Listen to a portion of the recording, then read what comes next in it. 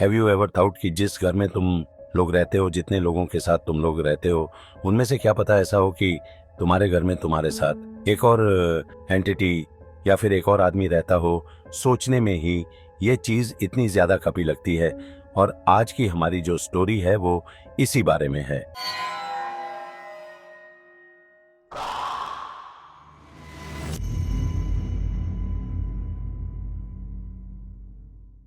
Hello, मेरा नाम जिया है और मैं बेंगलोर से बिलोंग करती हूँ। मेरी फैमिली में मेरे अलावा मेरे पेरेंट्स और मेरी 2 छोटी बहनें हैं। ये इंसिडेंट की शुरुआत मेरे साथ तब हुई थी जब मैं 7 साल की थी। हमारा घर 3 फ्लोर का था और हम सभी घर के 3rd फ्लोर पर रहते थे। और हमारे घर के स्टेयरकेस अंदर होने की बजाय घर के बाहर की तरफ थी। वो एक क्लोज स्टेयरकेस था विथ नो विंडोज, जिस वजह से दिन में भी वहां अंधेरा रहता था और रोशनी के लिए वहां सिर्फ एक लाइट बल्ब लगा हुआ था।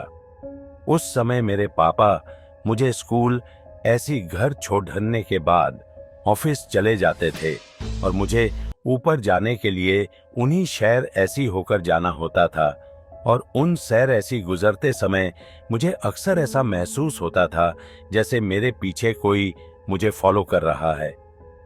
मुझे ऐसा लगता था जैसे a tall dark shadow is following me. लेकिन मैं जैसे ही पीछे देखती थी तो वहां कुछ भी नहीं होता था। ऐसा मेरे साथ अक्सर होता था। और जब ऐसे कई दिन हो गए तो फाइनल मैंने ये सारी बातें अपनी मोम को बताने का डिसाइड करा। मुझे कहीं ना कहीं तो अंदर लग रहा था कि मेरी मोम मेरी कहीं इन बातों पर भरोसा नहीं करेंगी। बट टू माई सरप्राइज उन्होंने मेरी बात पर ना ही सिर्फ भरोसा किया पर मुझे ये भी बताया कि उनके साथ भी कुछ ऐसा ही सिमिलर एक्सपीरियंस हो रहा है।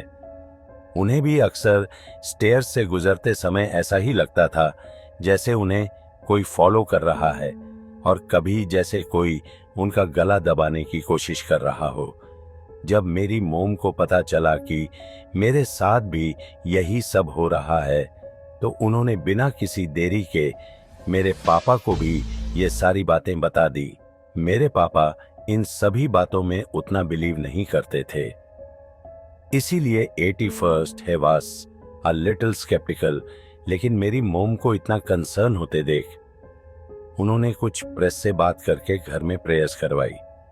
सभी रिचुअल्स हो जाने के बाद भी मुझे घर में अक्सर वही सेम फिगर्स नजर आते थे। यहां तक कि अब मुझे इतना डर लगने लगा था कि मैं अपने ही घर में अकेली नहीं रह सकती थी। कभी मुझे ऐसा लगता था जैसे मेरी बहन अपने रूम से बाहर आई है, बट असल में वहां कोई भी नहीं होता था। यह सब इतना फ्रीक्वेंटली हो रहा था कि अब मैं हर समय बस डर में ही जीने लगी थी। ऐसा करीबन 2-3 सालों तक कंटिन्यू रहा। और फिर कोविड आने के बाद जब लॉकडाउन हुआ तो मेरी फैमिली बेंगलोर से चेन्नई मेरे ग्रैंड पेरेंट्स के घर शिफ्ट हो गई थी। वहां रहते हुए मुझे ये सब उतना एक्सपीरियंस तो नहीं हुआ, but sometimes from the corner of my eyes I could see some figures. Following में चेन्नई में 2 साल अपने ग्रैंड पेरेंट्स के साथ रहने के बाद मेरी फैमिली दोबारा से बेंगलोर अपने घर शिफ्ट हो गई थी। और वापस आने के बाद जिस बात का डर था वही मेरे साथ हुआ। मुझे दोबारा से वही फिगर्स दिखने लगे थे। मेरे इतने डरने की वजह से मेरे पेरेंट्स ने मेरा और मेरी बहनों के लिए सेम रूम में एक बंक बेड लगवा दिया था। हम तीनों साथ में ही सोते थे। एक रात हम सभी के सोने के बाद सडनली मेरी आंख किसी तेज आवाज से खुल गई थी। बट जब मैंने उठ के देखा तो चारों तरफ शांति थी। इसीलिए मुझे समझ नहीं आ रहा था कि जो मैंने आवाज सुनी है वो असलियत में थी या सिर्फ मेरा एक वहम था। बट जब मेरी नजर मेरे लिविंग रूम की तरफ गई तो I saw a black figure passing by. ये देखते ही मेरी पूरी बॉडी फ्रीज हो चुकी थी। I wanted to face away, पर मेरी आंखें मानो जैसे वही फ्रीज हो चुकी थी। I was paralysed. और तभी वो ब्लैक फिगर मेरी नजरों के सामने था। वो किसी लेडी का फिगर था। हेयर स्किन वॉज वेरी पो और उसके फेस पर एक क्रीपी स्माइल थी। मैं किसी भी तरह बस वहां से अपनी नजरें हटाने का ट्राई कर रही थी। मैं बहुत ट्राई करने के बाद दोबारा लेट तो गई थी। मैंने अपनी आईज टाइटली बंद कर ली थी एंड आई वॉज चैंटिंग थे नेम्स ओएफ जेसस इन थे होप्स की सब ठीक हो जाए। कुछ देर तक चैंटिंग करने के बाद फाइनल सब नॉर्मल हो गया था और जैसे ही मेरी बॉडी दोबारा मूव करने लगी, मैं जल्दी से अपनी मोम के पास भागकर चली गई। उस दिन के बाद मैं अपनी मोम के पास एक सोने लगी थी, जिसके बाद मुझे ये सब फिगर्स दिखना बंद हो गया था। But I used to still get nightmare sometimes. इस इंसिडेंट के कुछ सालों बाद मुझे लगने लगा था कि सभी चीजें फिर से नॉर्मल हो रही थीं। बट ये भी मेरा एक वहमी था। रिसेंटली आई टर्न्ड 14 और मैं अब दोबारा चेन्नई शिफ्ट हो गई थी। एक शाम आई वॉज सिटिंग इन थे room and I was scrolling through my phone. तभी सडनली लाइट चली गई थी, बट मैं स्टिल अपने रूम में बैठ के फोन स्क्रॉल कर रही थी। कुछ ही देर में मेरी बहन मेरे लिए चाय लेकर आई और चाय देने के बाद वो वहां से चली गई थी।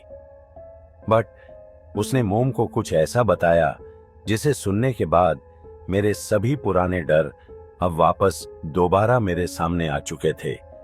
उसने मोम को बताया कि उसने मेरे बेड पर किसी फिगर को देखा climbing on my bed and sitting in front of में।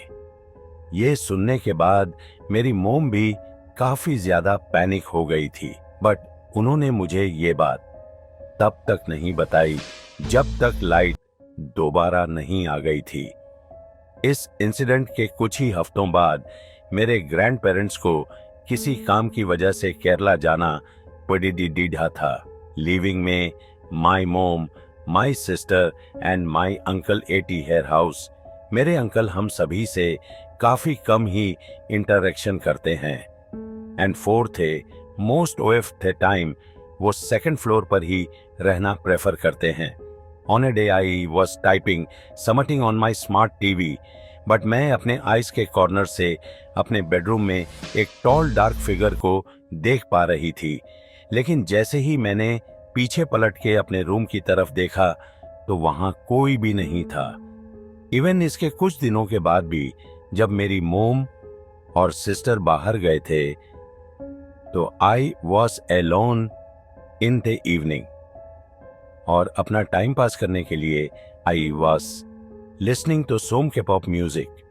मैं अपने लिविंग रूम में बैठी हुई थी और मैंने टीवी की वॉल्यूम भी ज्यादा हाई नहीं करी थी, so thought I could listen to अन्य नॉइज फ्रॉम आउटसाइड। बट तभी सडनली मुझे अपने बेडरूम के क्लोजेट के गेट का मल्टीपल टाइम्स ओपन और क्लोज होना सुनाई दिया। I started panicking immediately. मुझे कुछ भी समझ नहीं आ रहा था और इस घबराहट में मैंने जल्दी से टीवी पर कुछ क्रिश्चियन प्रेयर्स प्रे करने के लिए लगा दिया तो इजी माई माइंड, और जिससे मेरा डर भी थोड़ा कम हो जाए। आफ्टर प्लेइंग मल्टीपल सॉन्ग्स मुझे दोबारा फिर कोई ऐसी आवाज नहीं आई और मेरी मोम और सिस्टर भी वापस घर आ चुके थे। बट अगले ही दिन जब मैं अपने रूम में बैठी हुई थी तो suddenly I again heard some footsteps walking across the room.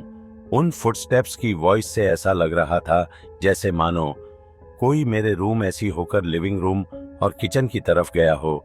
यहाँ तक कि किचन ऐसी भी मैंने कुछ यूटेंसिल्स की आवाज सुनी थी। मैंने तुरंत अपने फोन में दोबारा ऐसी कुछ क्रिश्चियन प्रेयर्स प्रे करिए और मैं बस अपने रूम में बैठ के सुबह होने का इंतजार करती रही। इस इंसिडेंट के 2 महीने बाद तक मेरे साथ कुछ नहीं हुआ और काफी हद तक मैं भी इसके बारे में भूल गई थी। एक रात आई वॉज कैचिंग समथिंग और उसके साथ ही मैं मूवी भी देख रही थी। बट 80 अराउंड 12 मैंने मूवी फिनिश करी और मैं वहीं सोफे पर लेटकर अपना फोन स्क्रॉल कर रही थी। तभी suddenly I felt as if सोफे के अंदर कुछ मूव कर रहा हो और वो काफी तेजी से मेरे पैरों की तरफ गया। मेरा पैर उस समय सोफे से बाहर की तरफ था। एंड आउट ऑफ फियर मैंने जल्दी से अपना पैर ऊपर कर लिया था, बट मैंने इसे भी अपना वहम समझकर इग्नोर करने की कोशिश करी थी और दोबारा अपने फोन पर मैं स्क्रॉल करने लगी थी। बट जस्ट आफ्टर 10 मिनट्स मुझे सोफे के अंदर से कुछ ड्रिप होने की आवाज आने लगी। It was a sound of drops falling on the ground. मुझे उस वक्त कुछ समझ नहीं आ रहा था कि मेरे साथ क्या हो रहा है। I was panicking but I ignored it. At least I tried to. और मैं दोबारा अपना ध्यान वहां से हटाने के लिए फोन उसे करने लगी। तभी आई saw a black figure of a girl with short hair peeking over my phone.